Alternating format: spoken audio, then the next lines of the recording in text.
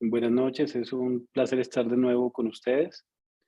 Espero que este conversatorio sea de mucho interés para todos. Tenemos muchas personas que desde el año pasado nos están acompañando y creo que hay unas novedades que van a ser muy interesantes para todos y espero que disfruten esta hora y media que vamos a estar juntos.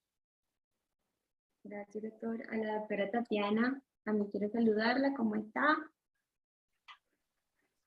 Muy buenas noches a todos, espero que se encuentren muy bien. Un placer acompañarlos esta tarde en este conversatorio. Vamos a tocar temas muy importantes, como lo dice el doctor Winton y la doctora Natalia. La idea es poder resolver todas las inquietudes que se puedan presentar y las que no alcancemos a resolver, nos pueden hacer las consultas al correo electrónico. Creo que el día de hoy vamos a tener unos apuntes importantes donde todos ustedes se van a ir con muchas inquietudes y también van a resolver unas que se puedan estar también haciéndose en este momento referente a la UGPP. Exactamente, doctora Tatiana. Bueno, en el día de hoy eh, quisiera iniciar con este recuento de lo que ha pasado el año inmediatamente anterior en temas UGPP, en temas de independientes, de empresas, de cooperativas, el tema de los procesos de cobro coactivo. Para darle paso al doctor Milton para que nos cuente estas novedades. Para hacerles una abrebocas, vamos a estar hablando de la primera sentencia de unificación que expidió el Consejo de Estado en materia UGPP. Es un tema importantísimo en el que ya le están haciendo un llamado de atención a la UGPP a que respete determinados parámetros de contenido laboral. Adicionalmente estaremos tratando el tema de cooperativas, otro llamado de atención que hace el Ministerio de Hacienda y Crédito Público para esta entidad. Hablaremos de las nulidades presentes, de las faltas o de esos vacíos normativos que tenemos ahorita en materia de independientes, entonces para que se queden con nosotros hasta el final y nos puedan hacer pues todas las preguntas que quieran. Primero que todo, bueno, ya que presentamos a los panelistas del día de hoy, quisiera contarles quiénes somos. Somos BDI Compliance Solutions, para las personas que están nuevas en este chat. Somos una firma de consultores expertos, bueno, que se dedican básicamente a ayudar a los clientes a adaptarse al nuevo entorno de los negocios del siglo XXI, en los ámbitos jurídicos, financieros, en el ámbito digital, mediante servicios especializados de consultoría. Esto lo hacemos a través de tres enfoques principales. El primero es nuestro enfoque preventivo, en el que a través de auditorías especializadas detectamos posibles riesgos al interior de las organizaciones y proponemos acciones de mejora. Tenemos el enfoque correctivo y de defensa jurídica, efectuamos la representación pues, de nuestros clientes ante entidades estatales. Y adicionalmente tenemos el enfoque permanente, que es este acompañamiento cotidiano que hacemos a todos nuestros clientes en la toma de decisiones, ¿no? La idea es que ustedes estén bien asesorados, nuestros clientes puedan contar con un equipo de expertos en diferentes áreas del derecho que les puedan ayudar a tomar las mejores decisiones. Y también somos consultores pues, de riesgo empresarial, básicamente ese es nuestro core de negocio. Litigamos en contra de entidades públicas desde hace más de 10 años, muchos profesionales tienen más de 10 años en el litigio. El doctor Milton González, la máxima autoridad de UGPP, digamos que en el tema académico en el momento, el que ha logrado los principales precedentes jurisprudenciales. Y bueno, pues ha acompañado a un montón de empresas en temas de auditorías y de representación jurídica. La doctora Tatiana, que también es experta en gerencia y en temas de seguridad social, ha estado también acompañando a diferentes sectores, gremios, en todo este tema de la seguridad social y el correcto pago de aportes. También, aparte de este equipo, hace varios años y me dedico prácticamente a lo mismo, a la defensa empresarial, a la asesoría corporativa. En el día de hoy, como les comenté, estaremos acompañándolos de una manera muy informal, muy tranquila, contando ese tipo de novedades, pero la idea es que ustedes se sientan libres de realizar todas las preguntas que tengan a través del chat y las estaremos pues resolviendo en la medida en que vayamos avanzando en este conversatorio. Dicho esto, quiero primero que la doctora Tatiana nos cuente un poquito cómo ha estado este panorama UGPP en el año 2021, Tuvimos una pandemia, obviamente que seguía afectando los procesos, pero que de pronto se reactivó este tema de fiscalización fuertemente. Los embargos estuvieron muy fuertes también el año pasado. Entonces, doctora Tatiana, por favor, cuéntenos cómo ha estado este panorama hasta el momento en materia UGPP. Bueno, muy buenas tardes nuevamente, Natalia. Sí, en este momento, digamos que desde el año pasado hemos venido notando que la UGPP se ha reactivado, digamos, de una manera muy agresiva, ya que a partir del 15 de marzo del 2021 se reactivó nuevamente a generar procesos de notificación y posteriormente también a generar de una manera muy agresiva, vuelvo a reitero, unos embargos masivos tanto a empresas como a personas naturales. Eso lo pudimos notar entre abril y mayo y junio aproximadamente del año pasado, donde a muchos clientes, a muchas personas naturales y jurídicas, los embargaron por montos bastante generosos y que pues realmente nadie se lo esperaba después de venir en un proceso de una economía que estaba quieta completamente y que pasado un año muchas empresas y personas naturales entraron en este proceso de embargo atendiendo de que uno no radicaron la demanda y dos porque nunca contestaron sus actos administrativos que fueron notificados por la UGPP y que adicionalmente con toda esa confusión y con todo, digamos, ese problema que se presentó con la pandemia, se cerraron juzgados, estuvieron provisionalmente cerrados por 4 o 5 meses aproximadamente, pero se habilitaron nuevamente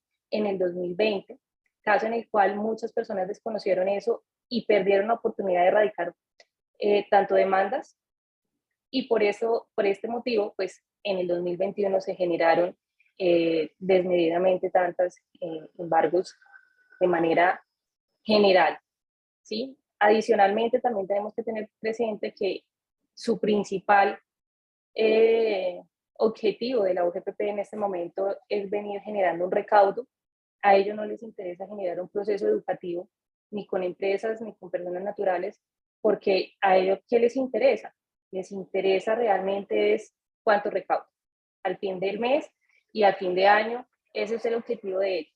De hecho, tú lo mencionabas o lo hemos mencionado en otras charlas y es el tema de que la unidad en sus actos administrativos y en la información que proveen las mismas personas del call center, no están capacitados para brindarle una correcta información al contribuyente para saber qué debe hacer en cada acto administrativo notificado. Entonces, digamos que ante este panorama, el año pasado no fue, digamos, la excepción donde la UGPP entró generando beneficios, entre comillas, por decirlo así, para personas naturales y jurídicas, para que se acogieran y pagaran con unos descuentos que iban hasta el 80%, pero que solamente estaban para ciertos rubros. En estos escenarios, reiterando el desconocimiento que muchas veces provee la misma unidad, muchas personas pagaron y pagaron mal. Y aún así, en diciembre, vimos muchas personas que estaban embargadas porque pagaron en junio, pero no pagaron como debía ser, pagaron como les indicó la persona de la unidad y en algunas ocasiones hubieron personas que pagaron solamente el proceso sancionatorio y no pagaron lo que correspondía a los parafiscales. Debemos recordar que en estos pagos, cuando hay beneficios tributarios, siempre se deben hacer dos pagos. Uno, que es al Tesoro Nacional, en este caso, que es la sanción, el 20%, que es el descuento que tenemos, ese pago se realiza al Banco Agrario, y el segundo pago lo hacemos siempre por el operador PILA, o sea, por el operador que nosotros estemos manejando, en este caso, para pagar nuestra salud y nuestra pensión. En algunos escenarios muchas personas se quedaron por fuera porque solamente hicieron un solo pago y no pagaron en este escenario el proceso de PILA. Entonces, hay que tener digamos, mucho conocimiento cuando vamos a acceder a estos beneficios para no incurrir, digamos, en pagos rápidos, pero que no sabemos a la final si realmente nos podemos acoger o no. Digamos que el beneficio que hubo en junio es un beneficio, fue un beneficio tributario que se extendió desde el 2000, desde el año antepasado, y lo extendieron hasta el 31 de junio. Y el beneficio que se presentó con la ley 2155, la ley de inversión social, fue completamente diferente al que se generó con el beneficio tributario. Tenía unos beneficios completamente diferentes y que iban de acuerdo a ciertos artículos que beneficiaban a personas con el artículo 45 que tenían ya la deuda en firme, 46 y 47 que estaban en procesos ya de demanda o que estaban en requerimientos especiales. ¿Sí? Entonces, digamos que el panorama el año pasado fue un panorama bastante fuerte con la unidad. Nos sigue presentando, digamos, sorpresas a hoy, pero creo que en ese escenario, pues, ya va a ser Estamos más acostumbrados. Y también estamos acostumbrados, Tatiana, eso es la verdad. Importantísimas varias cosas que mencionaste. Y antes de darle paso a la parte técnica y que el doctor Milton ya nos cuente estas cosas tan importantes que debemos saber, yo sí quisiera que le contáramos a las personas que están acá, uno, porque es que tan reiteradamente hablamos de la demanda de nulidad y restablecimiento del derecho, porque es nuestro mecanismo estrella, y dos, que también hablemos un poquito de esta estrategia que utiliza la UGPP de negar el 80% de las solicitudes de beneficios tributarios, que claramente creo que tú y yo estamos de acuerdo, es una estrategia de recaudo fuertísima y la gente pierde las oportunidades de demandar y de pronto se perjudica porque confía en una entidad que evidentemente pues no se ajusta a las disposiciones normativas. Hablemos un poquito de las personas que están acá, por qué es tan importante esa demanda de nulidad y por qué es tan importante que la tengamos en mente y los términos y demás que son tan importantes, digamos que a la hora de una adecuada defensa en procesos UGPP. Bueno, digamos que en este momento voy a hacer un repaso muy rapidito sobre las etapas, porque yo sé que muchos de los asistentes pues ya nos han escuchado en otras oportunidades, pero quizás hay personas nuevas que quisieran como entender todo desde el inicio y no quisiera dejarlos como perdidos en el proceso. Entonces tenemos que tener en cuenta que la UGPP en este momento nos genera 3 notificaciones que son actos administrativos y el primero empieza con un requerimiento de información. Debemos tener en cuenta que en algunos casos, no en todos, nos van a generar una acción persuasiva. Esta acción persuasiva muchas veces se puede presentar con empresas, incluso con independientes, pero no en todos los escenarios nos van a hacer estas acciones persuasivas, ¿correcto? Entonces, posteriormente, nos pueden notificar de 1 a 3 acciones persuasivas o digamos, en otras ocasiones solamente una, y posteriormente proceden a notificarnos lo que es el requerimiento de información. En este requerimiento de información nos van a pedir toda la información contable, tanto de empresas como personas naturales, y financiera, para ellos poder determinar si de acuerdo a la información que estamos presentando y a lo que ellos tienen, pues está acorde, y de ahí en adelante ya comienza, digamos, todo un proceso de fiscalización. Desde que tenemos el primer requerimiento de información, ya tenemos que decir que ya estamos fiscalizados, y de ahí en adelante no sería recomendable irnos a pagar de una, porque en algunas ocasiones hemos visto empresas o personas naturales que con el requerimiento para declarar y corregir, que es el segundo acto, muchas veces entran a pagar y los procesos a veces no paran ahí. Entonces, la UGPP como tal, después del requerimiento de información, tiene entre 1 y 3 años para notificarnos el requerimiento para declarar y corregir. Posteriormente nos notifican este segundo acto, tenemos 3 meses para dar respuesta a este requerimiento especial. Y después de que nosotros damos respuesta a este requerimiento, la UGPP tiene 6 meses para notificarnos la liquidación oficial. Esta liquidación oficial, a diferencia del requerimiento para declarar y corregir, tiene dos puntos importantes, y es que independientemente de que me haya disminuido la deuda y yo haya presentado, digamos, todas las pruebas, porque en el requerimiento para declarar o corregir tenemos 3, nos generan una deuda presunta, Y tenemos 3 conductas: mora, omisión e inexactitud. Cuando pasamos y damos respuesta y nos notifican la liquidación oficial, sí o sí, disminuya el capital o no, la sanción siempre va a pasar al 60%. O sea, siempre va a tender a subir, digamos, en este caso, los valores. Y vamos a tener solamente 2 meses para interponer un recurso de reconsideración en contra de la liquidación oficial, la cual la UGPP va a tener un término aproximado y máximo para dar respuesta o resolver ese recurso de 1 año.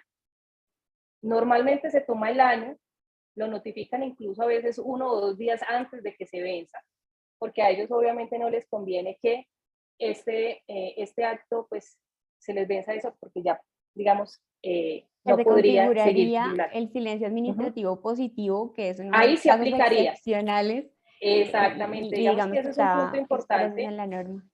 Natalia, porque muchas personas manifiestan que si hay un silencio por X tiempo, cuando no me han dado notificado, por ejemplo, el requerimiento para declarar o corregir, dicen, no, pues ya aquí hay silencio administrativo, ya no pasa nada. Digamos que en esos casos no aplica, solamente, digamos, aplicarían el recurso de reconsideración si después de haber radicado ha pasado 12 meses y un día, ya la UGPP no tendría como poderme seguir requiriendo por ese mismo año, ¿cierto?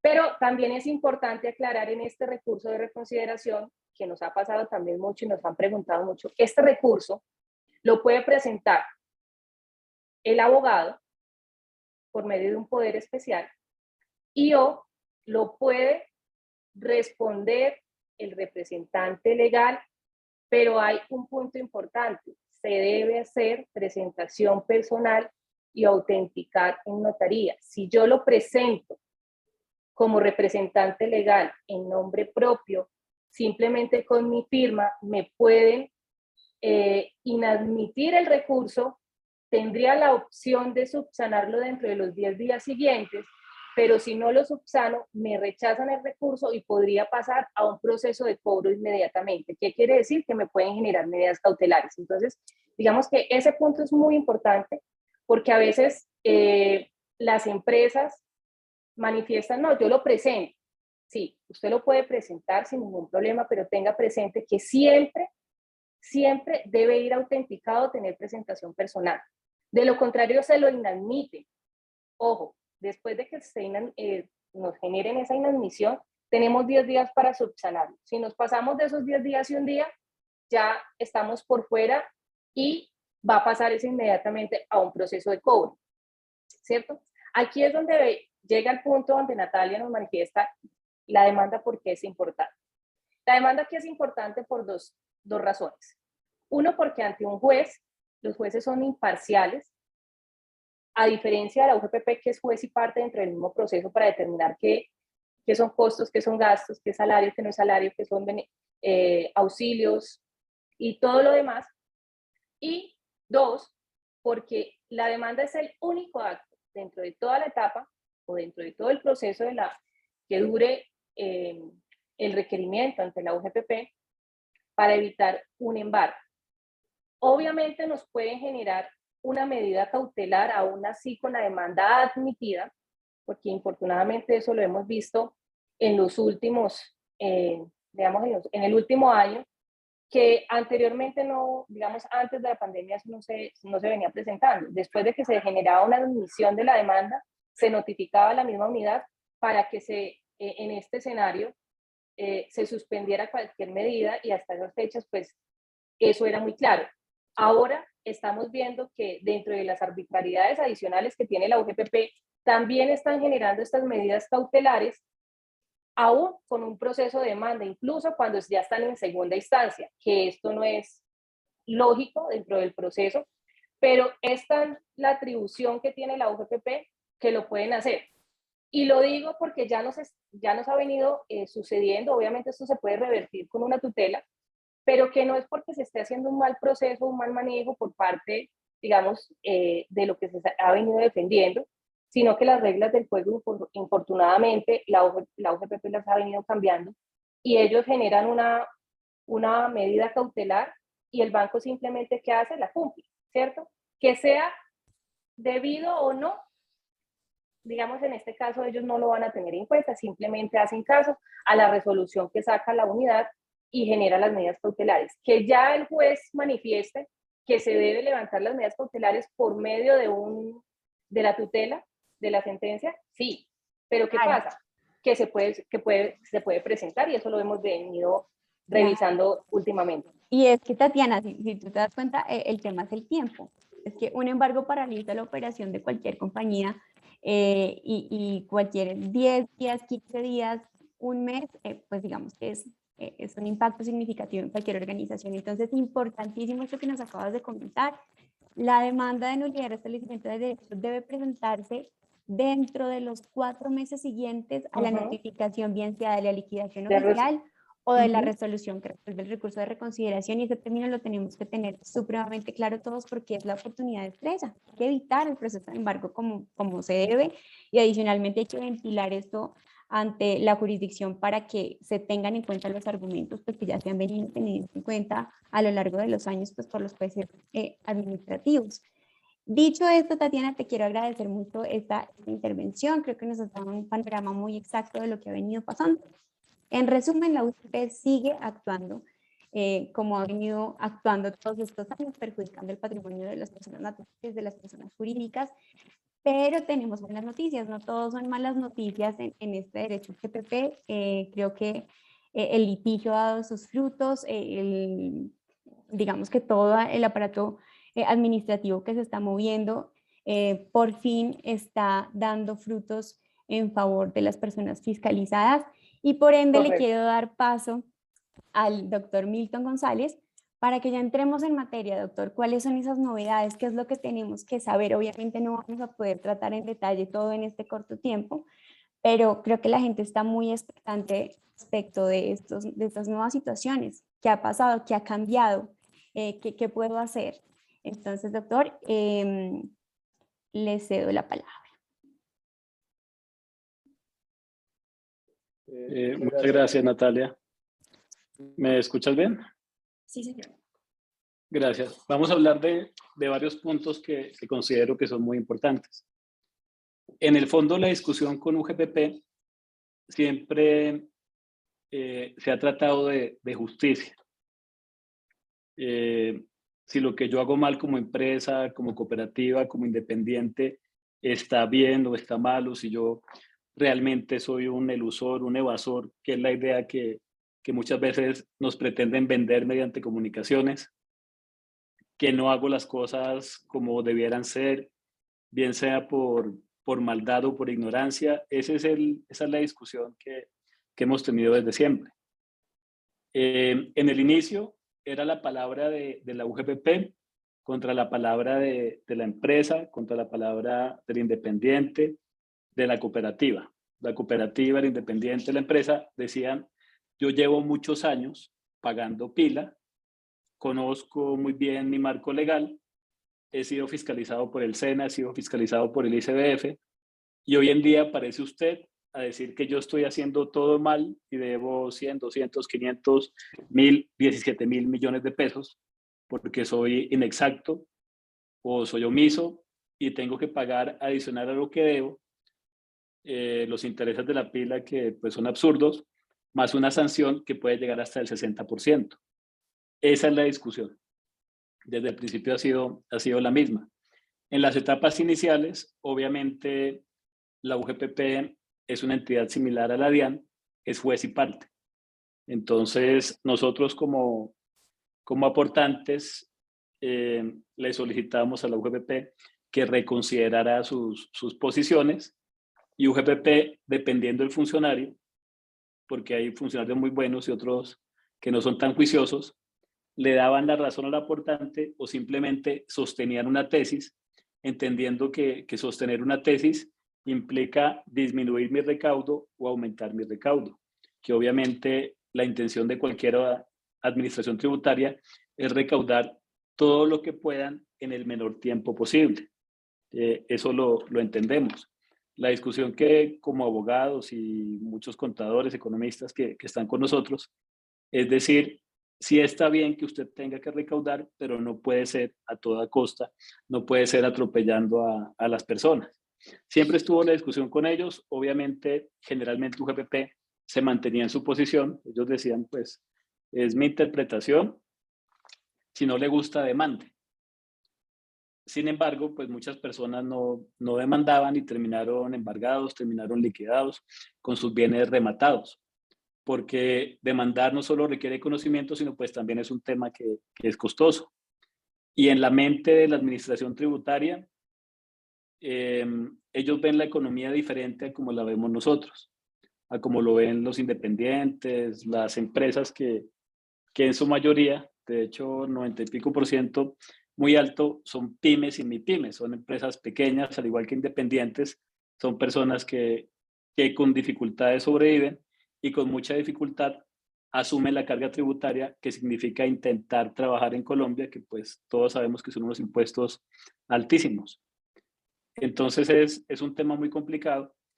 Al principio, vamos a hablar inicialmente de las cooperativas. Ahí estoy proyectando la circular conjunta CB. Gracias. ¿Qué ocurrió con las cooperativas? Que creo que es un ejemplo muy bueno para ilustrar el punto. Las cooperativas, especialmente las de trabajo asociado, siempre han tenido un régimen especialísimo, porque ellos no solo son trabajadores, sino son socios también de la cooperativa. De hecho, ellos mismos generan sus reglas de juego que son aprobadas por la Supersolidaria, que es quien los vigila. Es decir, no es que yo pongo lo que yo quiero, no, eso tiene que ser aprobado por un ente que me regula y que es el experto en el sector. La remuneración, el ingreso que obtenemos como trabajadores asociados, también lo pactamos entre nosotros, porque somos socios de la cooperativa. Determinamos que es una compensación ordinaria, que es una compensación extraordinaria y que existen pagos que no constituyen compensación. Lo hacemos entre todos y definimos. Generalmente cuando las cooperativas inician, la compensación ordinaria es un salario mínimo, porque no tenemos más para pagar. Escasamente pagamos la compensación ordinaria sobre un mínimo y nuestro aporte en pila obviamente va sobre el salario mínimo. Y definimos otras compensaciones y para trabajar, pensemos que soy una cooperativa de vigilancia, necesito herramientas, necesito transportarme, en algunos puntos necesito alimentación, incluso si trabajo bajo el sol, pues necesito herramientas, bloqueador, etcétera, muchas cosas que no me enriquecen, pero son esenciales para que yo pueda desempeñar la labor contratada. Si tengo mi moto y necesito desplazarme, necesito gasolina, etcétera. Son muchas herramientas. ¿Qué ocurrió con las cooperativas? Este punto en específico se denomina régimen de compensaciones, que es el acto por medio del cual nos ponemos de acuerdo en qué va a ser nuestro ingreso, nosotros como socios, y qué no. Se supone que ese régimen de compensaciones debía ser respetado porque pues, nosotros nos autonormamos. ¿Qué ocurrió con UGPP? UGPP fiscaliza las cooperativas, especialmente las CTAs, y las trata como una empresa. En su mente nunca existió la diferencia de decir, oiga, esta gente que pertenece a un sector diferente, que son del tercer sector, que tienen una normatividad que es distinta, que no se les aplica el código sustantivo del trabajo, que ellos no son empleados, voy a tratarlos diferente. Eso no lo hizo. El rasero con el que trataron las cooperativas es como si ellos fuesen una empresa común y corriente y como si los asociados fuesen trabajadores. Obviamente las cooperativas fueron deudas de cientos y de miles de millones. La discusión de UGPP o la discusión con UGPP siempre fue, si yo me autonormé, nosotros decidimos qué era compensación, qué no era compensación, mi régimen de trabajo asociado fue aprobado por la Supersolidaria, por favor respételo. UGPP tomó los pagos que se realizaban y los interpretó a su antojo. Dijo, esto hace base, y bueno, básicamente todo hace base, y tiene que aportar, y como no aportó, me está debiendo 500, 600, 1.000 millones de pesos. Las cooperativas sufrieron mucho porque ellos intentaron dar respuesta a los requerimientos explicando todo esto, intentaron recursos, intentaron revocatorias UGPP se mantuvo en su posición, dijo esa es mi interpretación y lo siento mucho, hasta que lograron al final que algunos jueces entendieran y anularan los actos que se emitieron dentro de estos procesos, diciéndole a la UGPP lo que desde siempre se supo, ellos tienen un régimen de trabajo especial, por favor respétenlo. O sea, no interprete donde no hay lugar a interpretar. Está muy bien que usted sea administración tributaria y todo lo que usted quiera, pero no puede llegar a arrasar como lo hizo en el caso de las cooperativas y en los otros casos. ¿Qué ocurrió importante? El 10 de agosto de 2021 ya se emite una circular conjunta, Ministerio del Trabajo, Ministerio de Hacienda, dirigida a todas las administradoras, especialmente UGPP, que básicamente lo que dice es respete el régimen de compensaciones, entienda que existen unas compensaciones ordinarias, que son las que ellos fijan, no las que usted determina, que existen unas extraordinarias, unos pagos que son similares a los que tendría un trabajador común y corriente, el equivalente a prestaciones prima de junio, diciembre, cesantías e intereses, y otros pagos que son necesarios para cumplir la labor, porque ellos también, pues a su manera, son trabajadores. Respete el régimen de compensaciones, que esto es un logro muy grande. Sin embargo, para muchas cooperativas es un tema tardío, porque yo ya me liquidé o yo tuve que pedir muchos préstamos para lograr pagar este tema imposible, o me acogí a un beneficio tributario, o simplemente entré en liquidación porque realmente no teníamos cómo pagar. Entonces es bueno que en el 2021 se llegue a esto, pero ¿qué pasó con quienes fiscalizaron por periodos 2011 y la UGPP arrasó? Que eso es una pregunta que yo creo que es recurrente en todos los casos. Decir, bueno, se dio la pelea durante muchos años para que por fin reconozcan que somos diferentes, pero todo ese daño, ruina a la economía, a las personas que se generó, bueno, ¿qué va a pasar? ¿Qué va a pasar con eso? Porque ahorita es muy fácil que UGPP diga, sí, perfecto, yo voy a respetar el régimen de compensaciones, pero todo lo que ocurrió, ¿qué? Esa es una pregunta que nos queda en el aire. Si yo estoy en este momento en un proceso de fiscalización con UGPP y yo tengo una demanda interpuesta donde se esté discutiendo, la oportunidad que tendría como fiscalizado, como demandante, apoderado, lo que sea, sería exigirle al juez o a la UGPP, aplíqueme esta circular. Ya esto se reguló, recalcúleme como debe ser, y si le debo, pues le pago, que seguramente pues no será lo que me están cobrando en este punto. Esto pues respecto a la circular conjunta. No sé si Julia quiere comentar algo sobre las cooperativas o...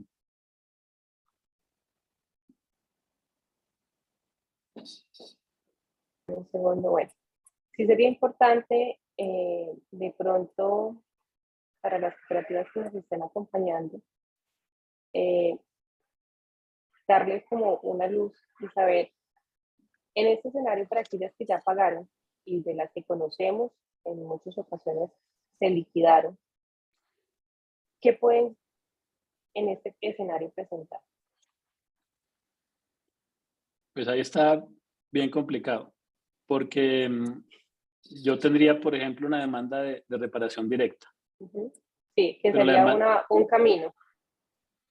Es un camino, pero el problema de esa demanda de reparación directa es que yo tengo 2 años para presentarla. Para presentar. Que yo podría intentar pues contar esta fecha, decir, bueno, a partir de ese momento se me generó el daño y voy a demandar, pero pues no sé qué van a pensar los jueces. Sin embargo, pues vale la pena correr el riesgo porque ya no tengo nada que perder. Lo que tenía que perder ya lo perdí. Ya se perdió. Sí. Pero al menos tengo la esperanza. Y con las cooperativas el tema fue muy difícil porque desde hace muchos años existía una especie de satanización, especialmente frente a lo que son las CTAs. CTAs. Que decían, y es que las CTAs son para eludir las obligaciones frente al sistema y aprovecharse de los trabajadores. Y son las que recibieron las sanciones más altas, porque de hecho conocemos algunas que tenían sanciones de 12.000 millones de pesos solamente en capital, o sea, sin contar los intereses moratorios, que prácticamente una sanción de esa magnitud ya va para acabar la empresa. cualquier empresa. Y de hecho, en Medellín el tema cooperativo es muy fuerte. Y, y conocí de primera mano casos como Confecop, que ellos hicieron Ujú. mucho por el sector, y hay muchas cooperativas que son muy importantes, cooperativas de recicladores. Pensemos en Colanta, por ejemplo, que son cooperativas muy fuertes que Y hacen sus mucho bien sanciones a la fueron economía bastante altas. y fueron bastante altas y tuvieron que pagar, otras entraron en liquidación y ahorita pues viene el punto de qué vamos a hacer. Con las cooperativas ocurrió también el año pasado que ellos tuvieron pagos en exceso, se emite una sentencia y hoy en día ya estamos reclamando porque tuvimos que pagar pues lo que no debíamos. Entonces Correcto, sí. siempre la actitud del sistema frente a las cooperativas, especialmente no solo UGPP, sino UGPP, ICBF, SENA, es intentar, pues de cierta forma, como hacerles la vida muy difícil, equiparándolas a lo que es una empresa. De hecho, el 21 único beneficio que ellos tenían, que era en renta, pues ya está desapareciendo. Ya prácticamente voy a llegar al punto que me da lo mismo ser una SAS a ser Ser en una una empresa. cooperativa. Sí, en el fondo esa es la intención, que es lo mismo que sentimos con los independientes, que Correcto. prácticamente quieren acabar la figura de independiente, complicarnos tanto el tema, sancionarnos, atacarnos por lado y lado para que todos nos convirtamos en SAS, que es lo que muchos Digamos sienten, que dice pues, en este escenario para muchos independientes esa es la mejor opción. Sin embargo, hay que tener en cuenta que ser independiente era bueno hasta que nació la UGPP en el 9 de junio del 2015, que empezaron todos los requerimientos para los independientes con el artículo 135. Ya ahorita de, es mejor ser empresa. de acuerdo 100%, porque con esta persecución que quienes la viven saben que no estamos exagerando, me conviene más ser una empresa y pago pues lo que tengo que pagar a que me estén sancionando en este momento por 125, 150, 200 millones de pesos que no los tengo. Y lo que tú dices es muy cierto. Antes se vendía la idea de es mejor ser Ser independiente porque independiente. pago menos y voy a pagar menos impuestos y voy a estar más tranquilo. Bueno, Hoy ahí en hay que día hacer no, una anotación, Doc, y es lo siguiente, es que anteriormente ni siquiera pagaban seguridad social. Empecemos por ese lado, ¿sí? Antes del 2015, estamos hablando de 2014, 2013, algunos ni siquiera estaban afiliados al sistema de seguridad social. Pero ¿cuál era el agravante? Eran declarantes de renta. Y ahorita voy a ser, digamos, muy coloquial con el término que siempre utilizo ante los independientes y es, todos los que somos declarantes de renta somos un objetivo militar para la UGPP.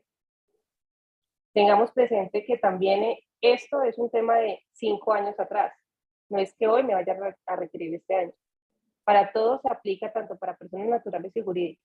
Me pueden requerir 5 años atrás. Entonces, hoy los años de fiscalización son 2017-2021. Para que pues tengamos muy presentes cuáles son los riesgos que podemos tener tanto como empresa y personas naturales. Doc. Gracias. Digamos, frente a ese punto que es importante para los independientes también hoy en día tener presente. Antes no existía el cruce de información tan agresivo como existe ahorita. Ahorita tenemos medios magnéticos, nómina electrónica, la renta que todo el mundo me reporta todo, cuentas por cobrar, cuentas por pagar. Es muy difícil que yo no aparezca en el radar si tengo una cuenta bancaria, si compro, si vendo. El cerco está cada vez más pequeño. La única manera en la que podría, digamos, ser invisible hoy en día es que todas mis transacciones sean en efectivo y que no compre absolutamente nada, que pues es una situación muy difícil. Incluso tenemos clientes que por prácticas como esta, siendo comerciantes informales, ahorita están en problemas con la UIAF por lavado de Correcto. activos que realmente es inexistente porque pues soy un evasor, pero no estoy lavando activos. Entonces el cerco y el cruce de información es tan grande que todos me ven, todos saben lo que hago, con quién tengo contacto. El tema para los independientes ahorita es muy complicado.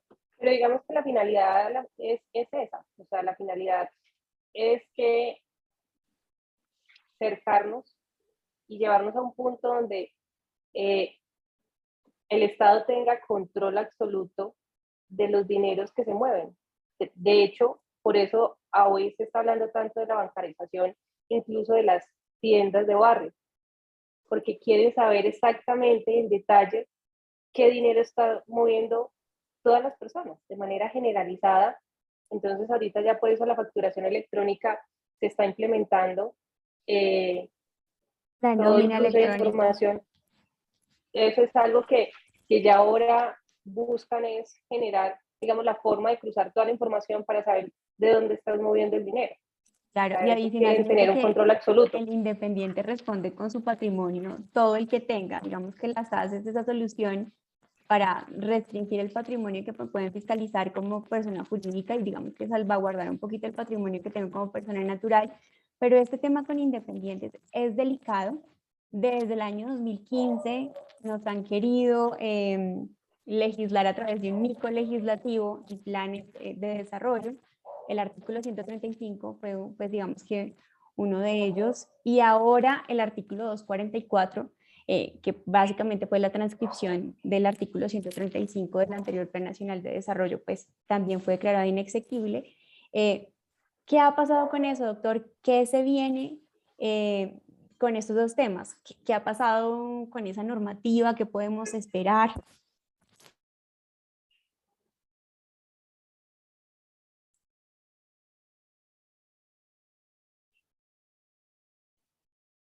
Gracias, ¿me escuchas? Sí, sí, sí. ¿Qué ocurre con los independientes? Que ha sido una discusión también muy complicada. La tesis de la UGPP es quien tiene capacidad de pago debe aportar, que hasta cierto punto pues es correcto. Si usted percibe ingresos suficientes, si es un comerciante, todos tenemos que aportar al sistema, hasta ahí estamos bien. La pregunta es, ¿por cuánto debo aportar al sistema? ¿Por un salario mínimo? ¿Por la totalidad de mis ingresos? ¿Por mi utilidad? Si no percibo ingresos, debo aportar. Si tengo varios contratos, ¿cómo hago? Frente al tema de quienes tenían contrato de prestación de servicios, siempre fue fácil. 40% del valor de la factura a cuenta de cobro, con dos topes, al menos un salario mínimo, máximo 25 salarios. Hasta ahí, que pues sobre eso no hay discusión. La discusión se presentó frente a los demás independientes, que quienes son, quienes perciben otros ingresos, los pensionados, los rentistas de capital, quienes tienen utilidades, rendimientos financieros, quienes realizan actividades por cuenta propia, desde el más humilde hasta pues, el comerciante que percibe más dinero. La tesis UGBP, como ellos tienen acceso a las declaraciones de renta, es tomar el ingreso declarado en renta, ojo, solo el ingreso, dividirlo entre 12 y decirle a usted, pues venga a pagar, que así lo La ley del hicieron. mínimo esfuerzo.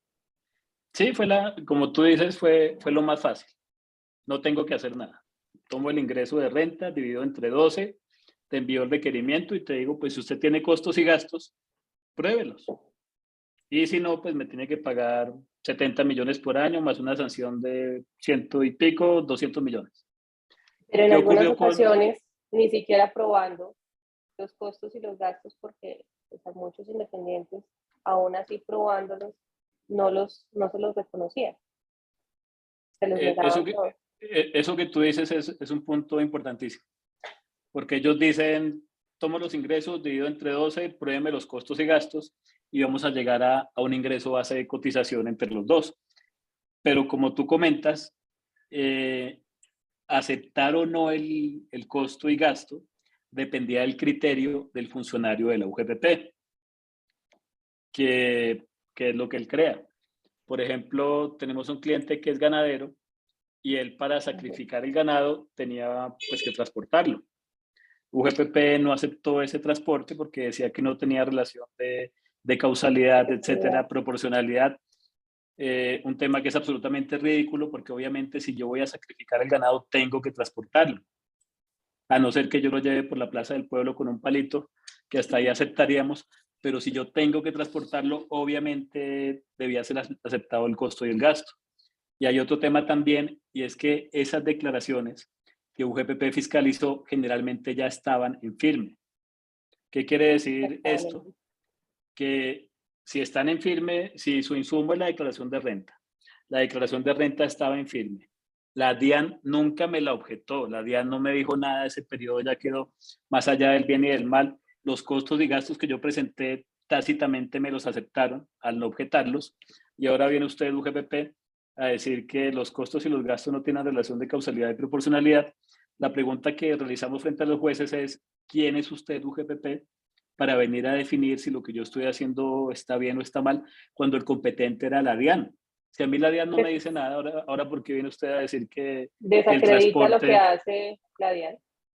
No, y peor aún, porque fíjate que si mi declaración de renta quedó mal, que es en esencia lo que la UGPP está diciendo, su renta quedó mal, pues entonces yo tendría un proceso frente a la DIAN también, porque lo estoy haciendo mal y realmente el criterio del funcionario UGPP es distinto al de la DIAN, y entonces yo estoy debiendo. No solo estaría debiendo aportes, sino estaría debiendo renta. ¿Por qué la DIAN no dice nada? Porque el periodo está en firme. La DIAN ya Correcto. no podría entrar a revisar absolutamente nada, pero la UGPP sí.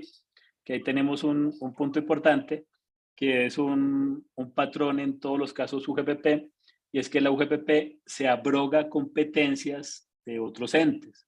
UGPP toma competencias de jueces laborales calificando pactos, UGPP toma la competencia de la supersolidaria diciendo que el régimen de compensaciones quedó mal hecho, UGPP cree que es la DIAN y viene a decir que la declaración está mal hecha y que los costos y los gastos no funcionan. Siempre es el mismo cuento con ellos. Entonces, Quiere por eso ser esa... de todito y no le da la ¿Mm? capacidad a veces ni siquiera para fiscalizar o hacer un análisis de la información idóneamente para poder determinar las deudas reales de las empresas y las personas naturales, mucho menos va a tener la capacidad para entrar en esas aguas profundas que no son competentes para ellos. Pero fíjate qué grave es esto, porque UGPP toma mi ingreso, lo divide entre 12, me desconoce los costos y los gastos porque sí, y resulta que yo termino debiéndole 60, 70 millones por un periodo, más los intereses, más la Pero el sanción capital solamente.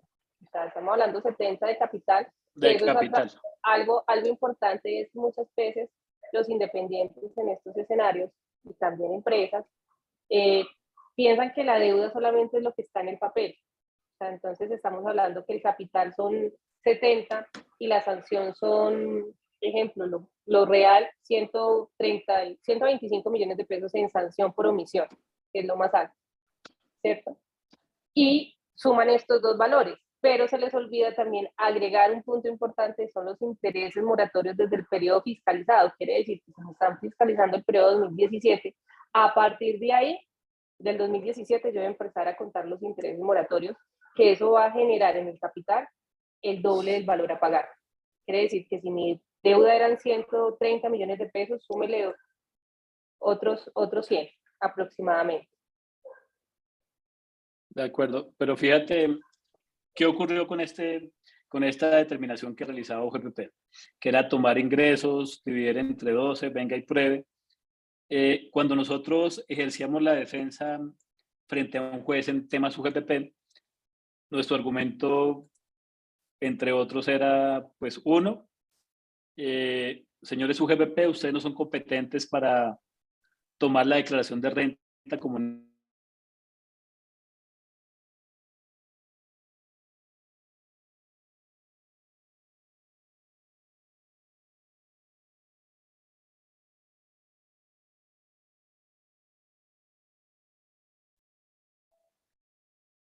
¿Me están escuchando?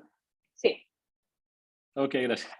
Esta presunción es completamente injusta porque los independientes, contados casos, no tienen el mismo nivel de ingresos todos los meses. Yo tengo meses buenos, tengo meses malos, tengo meses de pérdida. Pensemos en agricultores que, pues, sus ingresos serán en 2 periodos durante el año y el resto es pida prestado, etcétera. Es muy complicado que usted asuma que mi ingreso fue igual durante todo el año. O si yo soy rentista de capital y percibí digamos, intereses y rendimientos financieros en diciembre, y usted pretenda que yo pague de enero a noviembre, eso tampoco es justo. Lo justo sería yo le pago cuando percibo, si percibí utilidad, que esa es la discusión. La base jurídica que tenía UGPP eran el artículo 135 y el artículo 244, que estaban en el Plan Nacional de Desarrollo. ¿Qué ocurrió con los dos artículos? Fueron declarados inexequibles. ¿Por qué los declararon inexequibles? No porque fueran buenos o fueran malos, sino básicamente porque el Plan Nacional de Desarrollo no tiene por qué regular el IBC de los independientes. Sin embargo, eso fue lo que tomó la UGPP.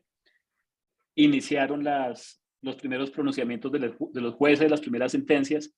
Los jueces entendieron a la perfección el tema y ubicaron Hay un punto, a la UGPP. Doc, perdón, y es que este año nuevamente van a volver a legislar bajo, a ver cómo va a quedar el proceso, porque el artículo 244 tenía un efecto diferido por 2 años, el cual se vence ahorita en mayo. Hay que esperar a ver en qué queda este proceso con los independientes y cómo lo van a tomar, a retomar nuevamente para determinar cómo va a quedar. De acuerdo. ¿Qué ocurrió con los dos artículos? Son declarados inexequibles. Sin embargo, UGPP, pues con estos dos, continuó fiscalizando independientes y emitió 2 resoluciones que pues tampoco tienen mucha validez porque toman estos artículos. Hoy en día existen 2 proyectos legislativos para que tengamos más desorden. Entonces, 2 proyectos legislativos que van al tiempo. Y pues aquí tengo el texto, que no es que aporten mucho tampoco. Lo que traen es una base diferencial para los que tienen contratos de prestación de servicios. Y en este caso, pues, el pago del contrato de prestación de servicios, en teoría, no va a ser anticipado, sino mes vencido. Entonces, es lo mismo con unas modificaciones y no toca el tema de fondo. ¿Que el tema de fondo cuál es? Que los jueces sí lo han hecho. El tema de fondo es, usted debe pagar cuando perciba ingresos. ¿Por cuánto debe pagar? Por su utilidad. Eso es 100% lógico y es 100% justo, que si esta es la metodología que la UGPP hubiese aplicado en sus procesos, yo estoy seguro que la gente paga. La UGPP dice que usted tuvo ingresos de 1.000 millones y reportó una utilidad de 100 millones, pues págueme sobre los 100 millones, que sería mucho más razonable a que usted me diga págueme sobre los 1.000. Ese en esencia es el fondo del asunto con los independientes. Los proyectos, porque son los 2 proyectos, creo que no solucionan el problema de fondo, porque creo que realmente no hay un interés y no hay un interés político. Si ustedes reflexionan respecto a los debates de los candidatos, de los precandidatos, únicamente una habló de la UGPP. Fue la única que dijo, la UGPP está haciendo mucho daño, hay que hacer algo, hay que eliminarlo. El resto de los candidatos, sin importar su corriente política, han guardado silencio, como si la UGPP no existiera, como si todos los que estamos acá nos estemos inventando que esto es una situación grave. La gente que han embargado, los bienes que han rematado, nadie toca el tema. O sea, es como si literalmente fuese invisible. Y la razón cuál es, que cuando ellos lleguen al poder, independientemente de quién sea, necesita recaudo. Y la administración tributaria, UGPP, es un ente extremadamente eficiente recaudando, al punto que solo con una carta ya la gente va y paga. Conocemos muchos independientes que reciben una carta que dice debe 50 millones y si no lo voy a embargar y le van a pasar un montón de cosas y la gente sale corriendo y paga. Incluso percibo que la gente le tiene mucho más temor a la UGPP que a la DIAN, porque a la DIAN como que ya están acostumbrados y dicen, bueno, no es tan grave, voy y hablo con un funcionario, al SENA, al ICBF, pero en este momento ya creo que existe como tanta resonancia de todo lo que pasa que a la gente le genera mucho temor. especialmente por el tema de los embargos que son intempestivos en todas las cuentas, en todos los bienes que me paralizan y la, entre comillas, ineficiencia de la entidad para desembargar y todo esto que creo que todo está diseñado para que pague y recaudemos y cumplamos el objetivo. Y obviamente a los candidatos presidenciales les conviene, cuando sean presidentes van a querer el recaudo y por eso creo que el tema en lugar de solucionarse, pues lo que hacemos es como seguir con el mismo punto. Si observamos los proyectos que hay, pues los dos no tocan los temas de fondo, siguen como por encimita hablando de los que tienen contratos de prestación de servicios cuando ellos no son el problema son los otros. El problema son los comerciantes, los agricultores, los transportadores, que son las personas que tienen actividades con una utilidad así de grande o que incluso durante muchos periodos estuvieron en pérdida todo el tiempo. Pensemos, por ejemplo, que tengo un negocio de transporte escolar. Ahorita en pandemia me fui a pérdida todos los meses y ahorita estaré un poquitico recuperando. Pensemos en programas como el PAEP, que así como con una mano me daban, ahorita la UGPP con la otra viene a cobrarme.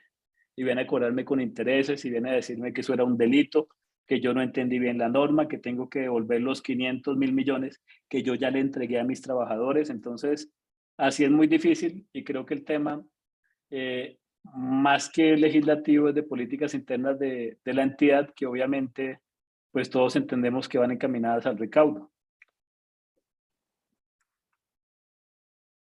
Esto el doctor Milton, bueno, y le comparto a todos los asistentes, hay un artículo muy interesante que escribió el doctor Milton hace poco y toca estos temas y van a estar próximamente colgados en nuestra página web, de la cual les vamos a dejar el link próximamente. Pero bueno, hay que estar muy pendientes de qué sucede con eso, ¿verdad? Hay que estar muy pendientes actualizándonos si tenemos clientes independientes, si somos independientes, si estamos atravesando un proceso GPP o estamos muy intranquilos con la situación. Bueno, aquí está el tema para estarlo revisando, estar muy bien asesorados en el momento que nos toque. Pero doctor Milton, yo quería preguntarle a usted también sobre este tema tan importante que ya mucha gente nos está preguntando y es sentencia de verificación. ¿Qué significa que tengamos una primera sentencia de verificación en materia de GPP? ¿Qué es lo que dijo esta sentencia? ¿Qué podemos esperar? ¿Cómo la podemos utilizar a nuestro favor? Etcétera, etcétera, para que le contemos a la gente un poquito de eso. Gracias. Para finalizar, tema independientes, si me lo permites. Los jueces, si yo argumento bien, entienden la situación. Muchas veces las personas ven los actos UGPP y dicen, como eso tiene el escudo de Colombia y son adscritos al Ministerio de Hacienda, son serios. La realidad es que no, los jueces comprenden y entienden la arbitrariedad de esto. Si yo estoy en un proceso, la recomendación sería llegue a la jurisdicción, llegue donde un juez y al menos tenga la oportunidad que el juez tome la decisión. Ahorita para los independientes, muchos se acogieron a, entre comillas, beneficios tributarios, pero es un beneficio tributario donde me dicen pague el 20% de la sanción y el 20% de los intereses de salud y yo le archivo. Y mucha gente se deja seducir por esta oferta. Sin embargo, cuando un cliente me pregunta, la pregunta en el fondo es, ¿usted debe ese dinero? Pues si lo debe, vaya y páguelo. Pero si realmente siente que es un tema que es injusto, que no está regulado, que me están aplicando las normas que no son, pues discuta. O sea, ¿por qué me voy a rendir? Y aparte, es que más me demoro en pagar que en que me abran, yo creo que Julián lo conoce perfectamente, que en que me abran otro proceso. Es como si yo me convirtiese en un buen cliente de la UGPP y le digo, aquí tengo dinero, venga y exprímame todos los periodos hasta que ya no tenga cómo pagarles. No sé si tú tengas la misma percepción. Claro, lo que pasa es que, digamos que lo hemos visto, lo que hemos visto hasta hoy, que obviamente la OGPP cambia y nos sorprende, digamos, cada día con las arbitrariedades que comete. A hoy, lo que hemos visto es que ellos sí pueden y están haciendo procesos de fiscalización a empresas, independientemente, le abren dos procesos, ¿cierto? abren dos procesos independientemente que ya tengan, por ejemplo, el periodo 2017 y pueden ir por el periodo 2019. Independientemente que tengan un proceso abierto, no quiere decir que no puedan hacer el otro. Abren y no requieren por otro periodo igual. En los independientes ya lo estamos viendo, ya nos tocó un proceso con un cliente que tenemos en Montería, que tiene un proceso, incluso ya está en embargo, y en este momento ya le está llegando el requerimiento por el periodo 2019. Eso no lo habíamos visto y el año pasado, en diciembre, nos llegó esa noticia de ese cliente que ya le estaban fiscalizando el periodo 2019. Entonces, de que lo puedan hacer, sí, lo pueden seguir haciendo, lo pueden, la UGPP yo creo que en la búsqueda de recaudo pues está siendo demasiado arbitraria, porque de igual manera si lo embargan una vez pues no te van a poder embargar dos veces, ¿cierto? Entonces es importante, ¿qué es lo más importante? Contestar las actuaciones administrativas para no llegar a estos procesos de embargo. Eso es indiscutible, o sea, independientemente, siempre buscar ayuda, que cuando veamos esas 4 letritas de UGPP, así sean acciones persuasivas, preguntarnos qué es, qué puede pasar, nos pueden embargar, nos pueden rematar, si yo no contesto, ¿hasta dónde me puede afectar? E infortunadamente, la afectación es muy grande cuando ellos generan medidas cautelares de manera parcial o general, parciales que me embargan inicialmente o cuentas bancarias o bienes, o general, esto me embargan absolutamente todo, ¿cierto?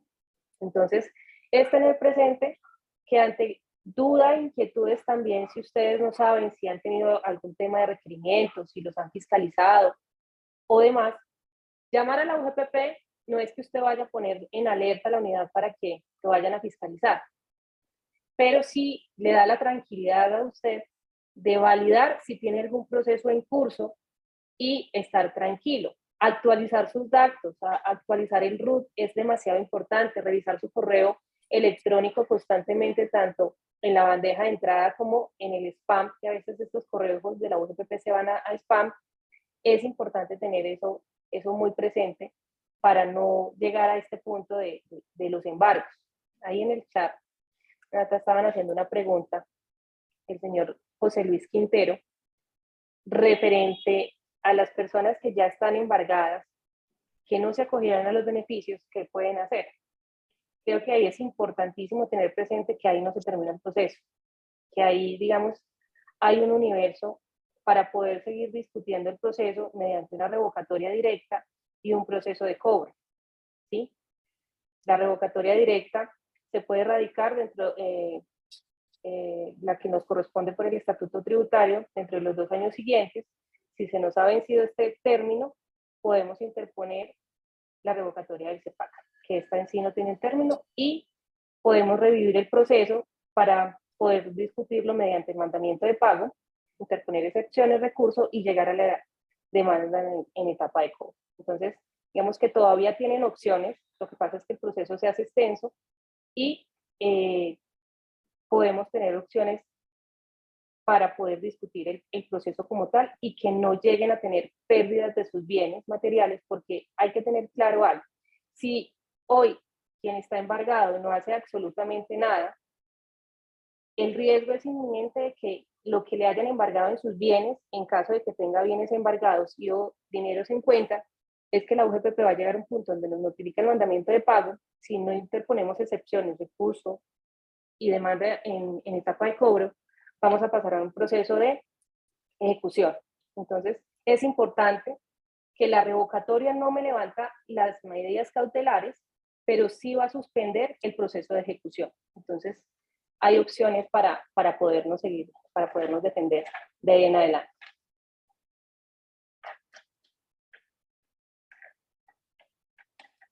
Natalia. Ahora sí. ¿Cómo?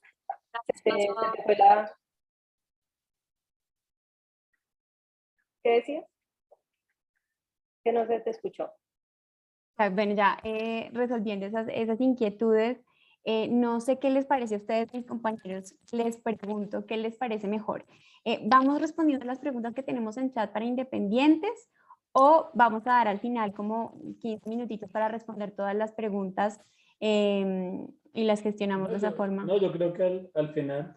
Sí, bueno, entonces al final ya vamos a seguir haciendo las preguntas entonces que nos están haciendo acá de independientes. Hay una persona que nos está preguntando si procede la conciliación en materia conciliatoria y de determinación en nuestros procesos UGPP. También la vamos a responder, aunque ya tenemos ahí unos visos en el chat. Entonces, no sé si ahora sí, doctor Milton, le parece si continuamos con la sentencia de unificación o con el anexo 1035, usted me dirá.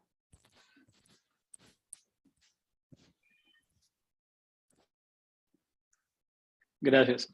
Yo creo que es más interesante la sentencia de unificación. ¿Qué ocurre qué ocurrió con UGBP? Al igual que con las cooperativas, con las empresas, la tesis fue la misma. Todo lo que percibe el trabajador hace parte de la base. Y cometiendo con esto injusticias como incluir herramientas, que es lo que recibe el trabajador no para su beneficio, sino para realizar la labor contratada. Pensemos viáticos, accidentales. Pensemos, por ejemplo, auxilio extralegal de transporte. Pensemos cualquier cosa, auxilios de alimentación, etcétera. Incluso en las épocas más extremas, UGP incluía las prestaciones, incluía la dotación, incluía prima de junio, prima de diciembre, cesantías, intereses, vacaciones. Conocemos casos incluso que hasta las provisiones que encontró en contabilidad las incluyó. Todo lo que encontraban lo incluían en el paquete y obviamente pues las deudas eran multimillonarias que al final pues no resultaban ser tan cuantiosas. La UGBP en el 2015 emite el acuerdo 1035, donde básicamente pues ellos legislan y dicen el IBC se compone de esta manera, que es su interpretación, que es la que les menciono, todo lo que percibe el trabajador hace base, bien sea al 60 o bien sea al 40, pero todo se incluye. Ese acuerdo 1035 del 2015 fue demandado, fue nulo parcialmente. Y con las empresas especialmente siempre está la discusión de qué hace base y qué no hace base, que pues básicamente es el valor de la deuda. Pensemos, por ejemplo, una empresa que tenga muchos empleados. Si estamos hablando de 100,000 pesos, 200,000 pesos que estén descuadrados en el IBC, cuando los multiplicamos, pues son millones. Esto es lo que ocurre. Entonces, los jueces no se ponían de acuerdo. Que aquí quiero hacer un paréntesis. Este tema UGPP siempre ha sido tan engorroso, tan complicado, tan desagradable, que los jueces laborales decían que era competencia de la jurisdicción contencioso administrativa y los jueces contenciosos decían que era laboral. Nadie quería conocer estos temas UGPP, nadie quería hablar de esto. Ni siquiera se había definido si estamos hablando de temas tributarios, de temas laborales, de temas administrativos, qué reglas son las que se aplican, cuál es el marco legal, si es el CEPACA, si es el estatuto tributario, si es el código sustantivo, si hay silencio administrativo positivo, si no existe, si hay firmeza, si no hay firmeza, todo esto, que fue una locura durante todos los años que llevamos en estos temas UGBP. Por fin ya están definiéndose asuntos que son trascendentales. Por ejemplo, la nulidad parcial del 1035 es un tema muy positivo porque va delineando la competencia UGPP y dice qué sí hace base, qué no hace base, que básicamente es lo que siempre supimos. Igual que con las cooperativas, igual que con los independientes, como me dijo un cliente hace poco, están descubriendo que el agua moja. Simplemente se está reconociendo lo que todos dijimos siempre, que la UGPP siempre negó, y pues hoy en día por fin los jueces se pronuncian y dicen, mire, es así. ¿Qué es lo importante de esta sentencia? Para no hacerla engorrosa, igual pues quien la quiera leer con detenimiento, pues nosotros con mucho gusto se la suministramos.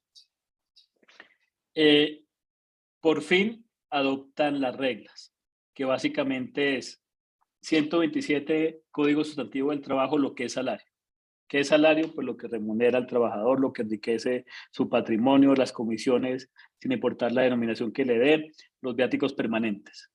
Eso es un salario, ya lo sabíamos. Dice la sentencia que es importante.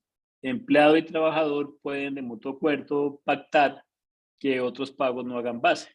Ese es el 128 del Código Sustantivo. Ya lo sabíamos, pero pues lo están reconociendo. Le dicen UGPP, respete los pactos. Si usted encuentra que hay un otro sí que desalariza, pues respételo. No se ponga a interpretar que si quedó bien, que si quedó mal. Respete si hay un pacto. ¿Quién sería el competente para determinar eso? Ni siquiera un inspector del trabajo, sería un juez laboral y usted no es juez laboral. Si encuentra el pacto, respételo.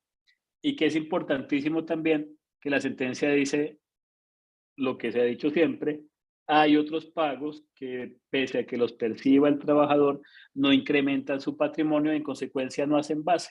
Eso lo dice también el 128 y como todo lo que hemos conversado pues esta noche siempre se ha sabido.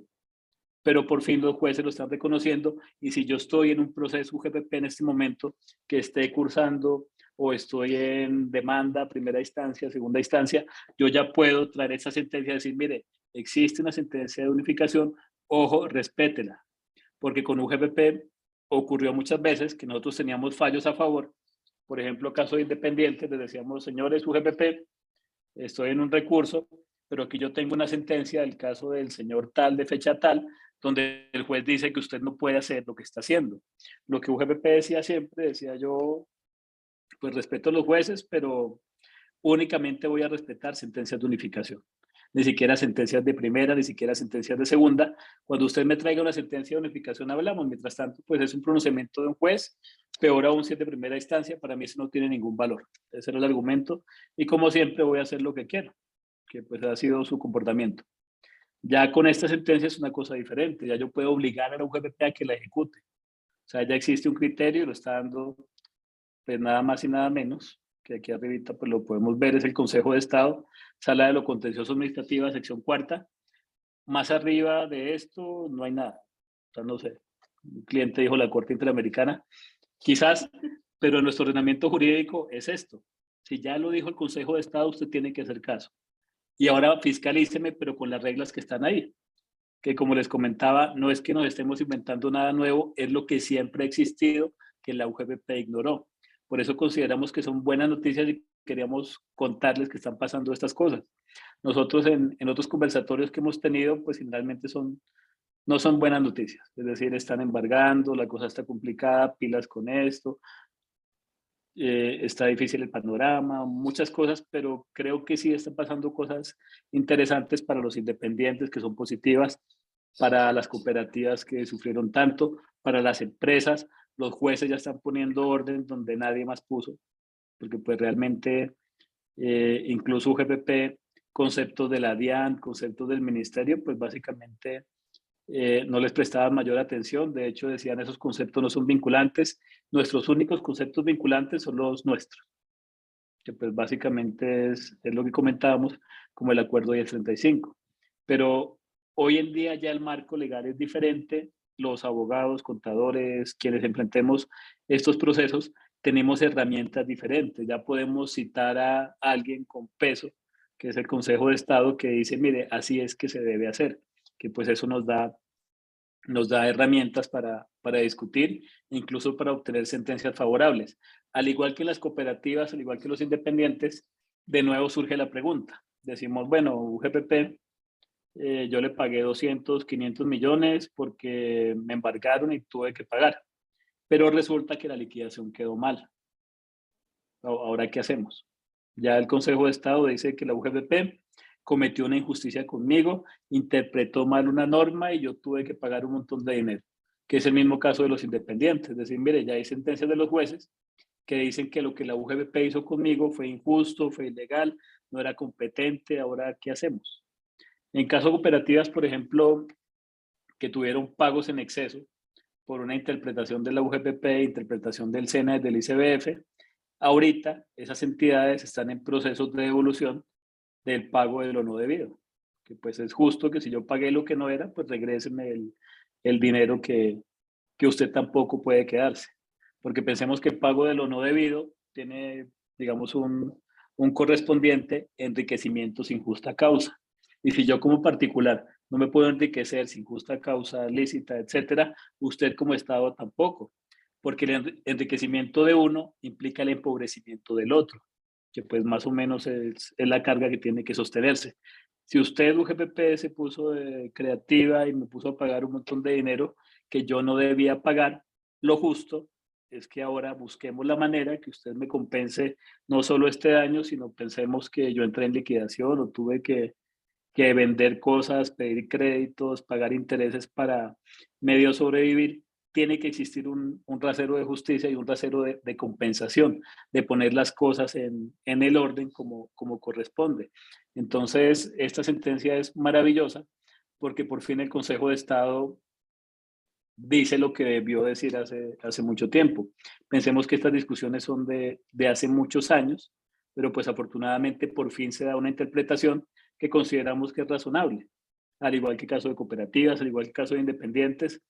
Cuando iniciamos las discusiones con UGPP, al principio era un tema muy complicado porque la gente era escéptica. Todo el mundo decía, pero si la UGPP lo dice y ellos son los que saben, hay que pagar. Hoy en día estoy seguro que muchos están arrepentidos.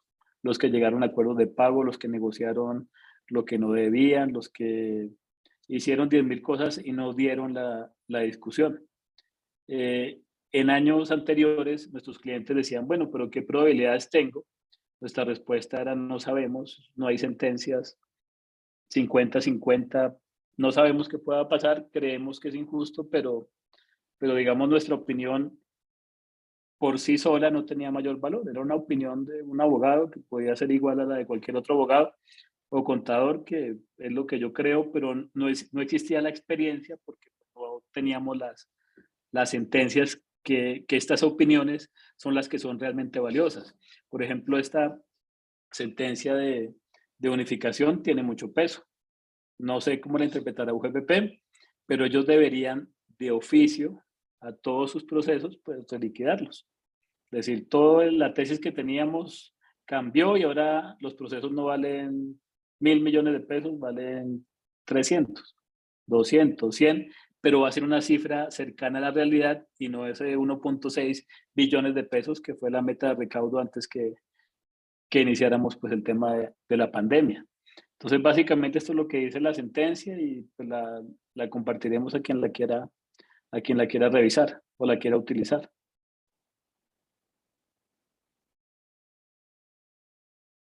Por supuesto que sí, doctor. Bueno, interesantes las noticias, interesante lo que está sucediendo a nivel jurisprudencial y normativo con este derecho UGPP, que pese a lo que piense mucha gente es un derecho nuevo. Esta entidad apenas lleva 10 años de funcionamiento y es obvio que se dieran este tipo de situaciones, creo yo, más tarde que temprano, después de perjudicar a muchísimas personas, pero bueno, la idea es utilizar los mecanismos legales que tenemos.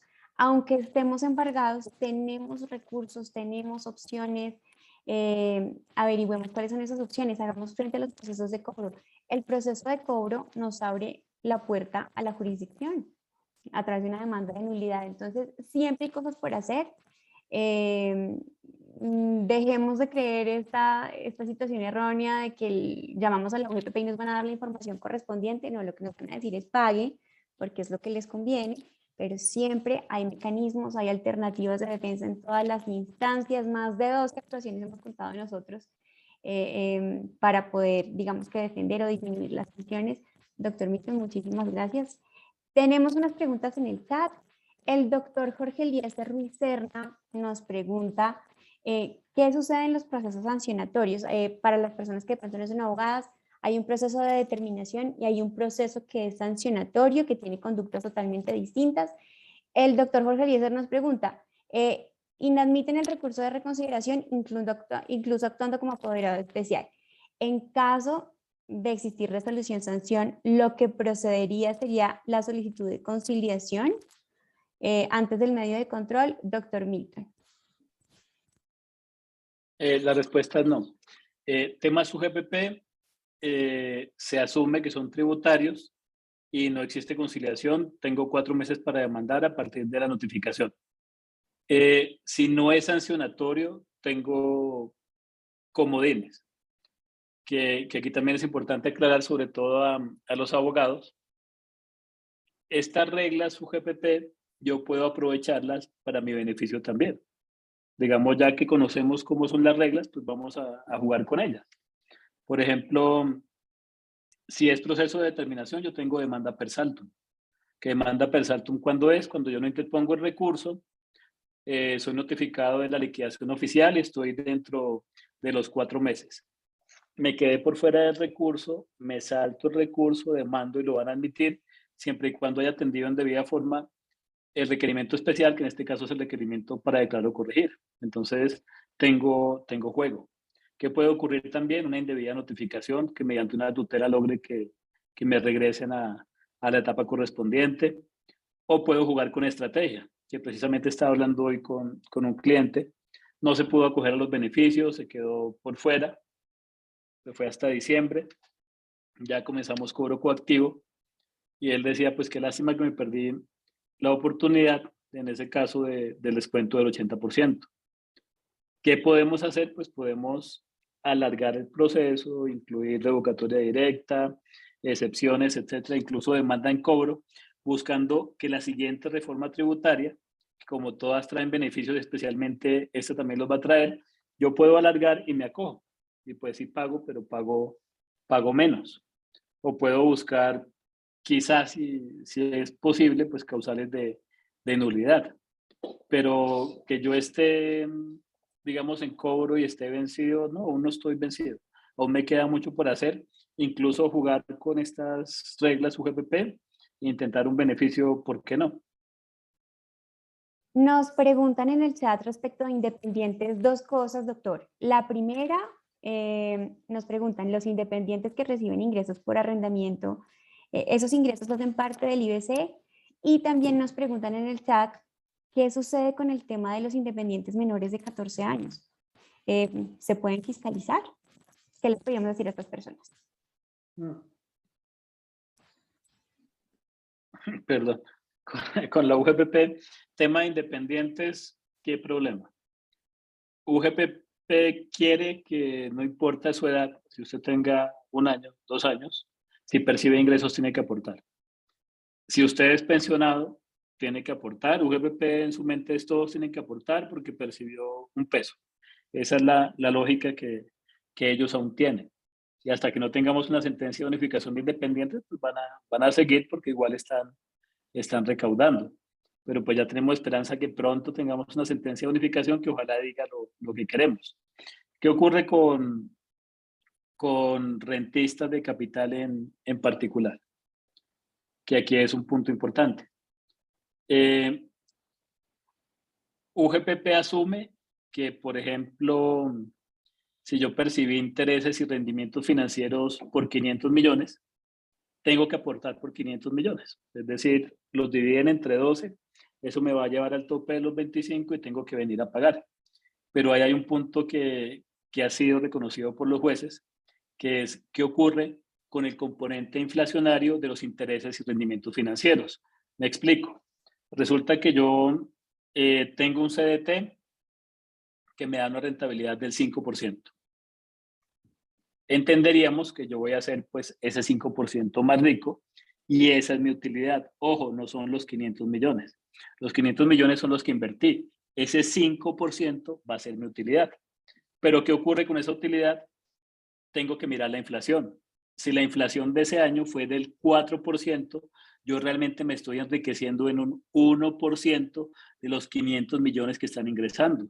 Que hay un punto que es compra y venta de títulos, compra y venta de papeles. Ojo que yo tuve que comprarlos. Entonces no es que yo me esté enriqueciendo en 505 millones, en 600 millones.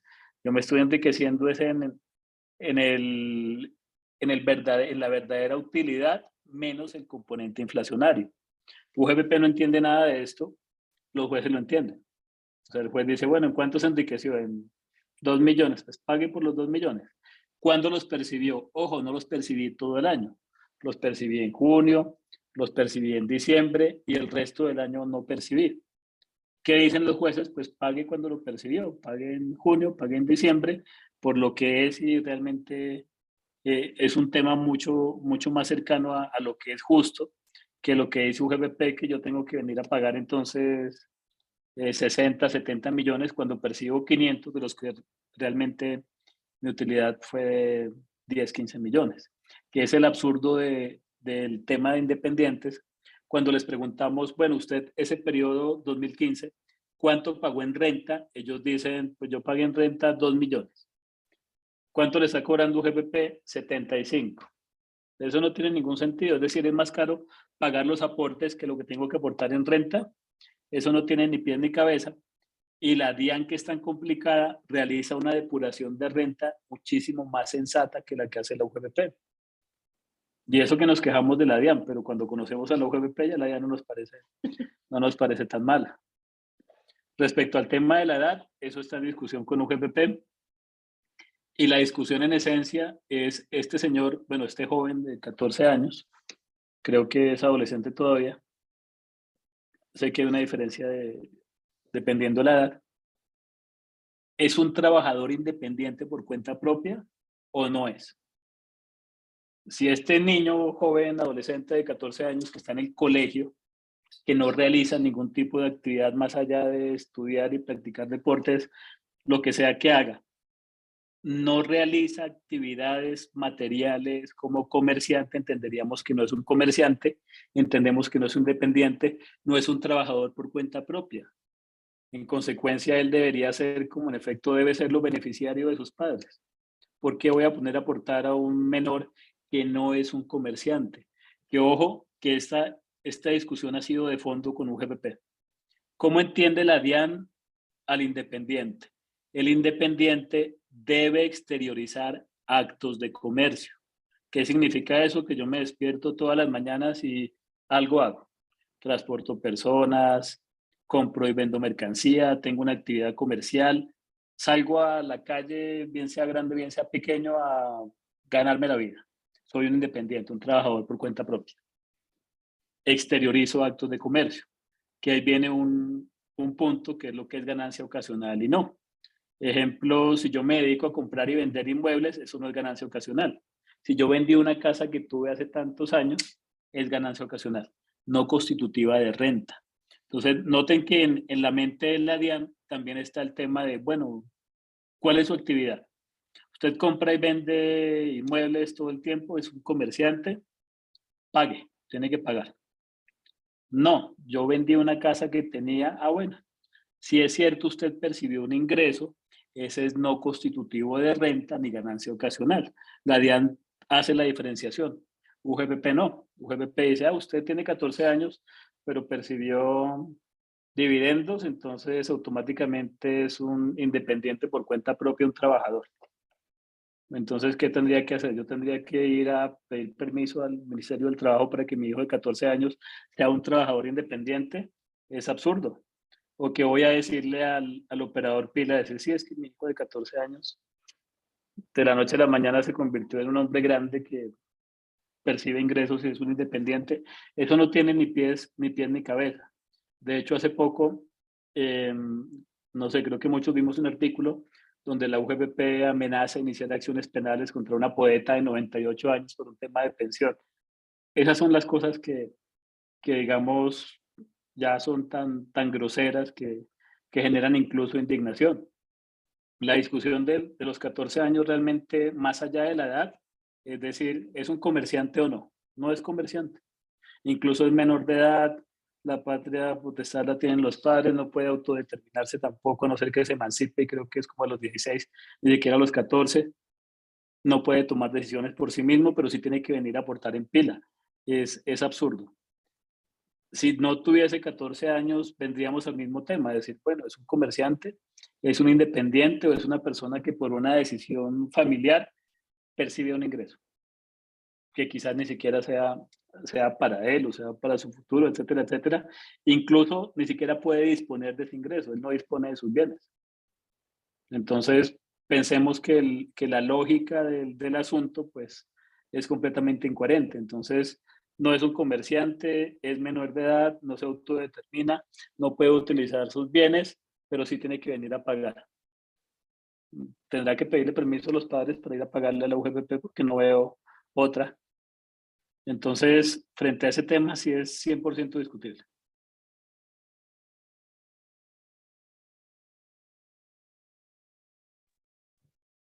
Ahora sí. Doctor, se nos está acabando el tiempo, pero yo quisiera aprovecharlo usted aquí 5 minutitos más para responderle, por ejemplo, a Paula Guerrero, que nos está preguntando algo que usted acaba de mencionar, y es un tema sobre los pensionados. Paula nos pregunta: si soy pensionado pero presto servicios por debajo del mínimo, ¿debo cancelar o no seguridad social? Y si adicionalmente recibo unos arriendos, ¿la UGT me puede fiscalizar? ¿Qué le podríamos decir a Paula?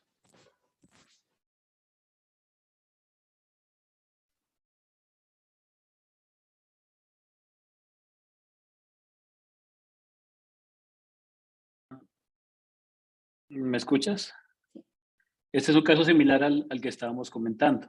El tema de los pensionados, que son personas que durante toda su vida, durante 30, 30 y pico años, cotizaron para lograr por fin una pensión, y generalmente ellos durante su vida pues adquieren inmuebles, los cuales ponen en arriendo para completar un poquito su ingreso. Eso es de lo más común.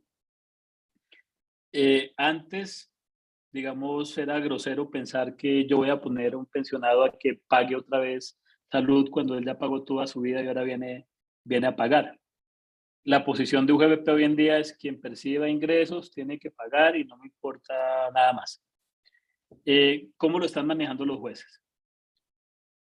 Los jueces dicen: si el ingreso es inferior a un salario mínimo, usted no debe aportar. Si el ingreso es superior a un salario mínimo, pues usted tendría que aportar al menos por el salario mínimo y por el porcentaje correspondiente a salud, porque yo pensión ya pagué. ¿Cómo lo manejan ahorita? Que es lo que les comentaba, que si yo entiendo las reglas del sistema, pues yo juego con el sistema.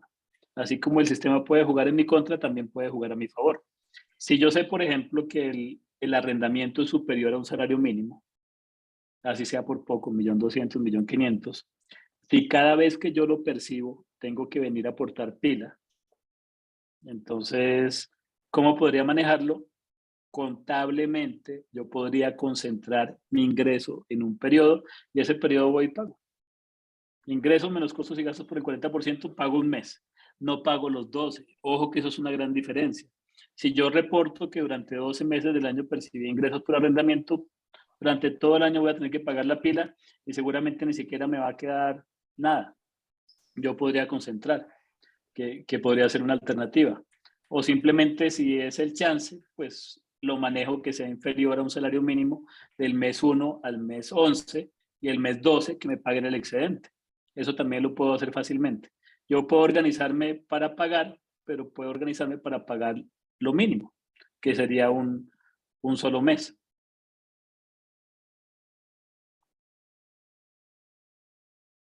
Gracias, doctor Milton. Tenemos algunas preguntas todavía en el chat. Hay unas preguntas un poquito específicas que tienen que ver de pronto con un análisis un poquito más exhaustivo y que no vamos a alcanzar a responder ahorita en estos 2 minutitos que nos quedan.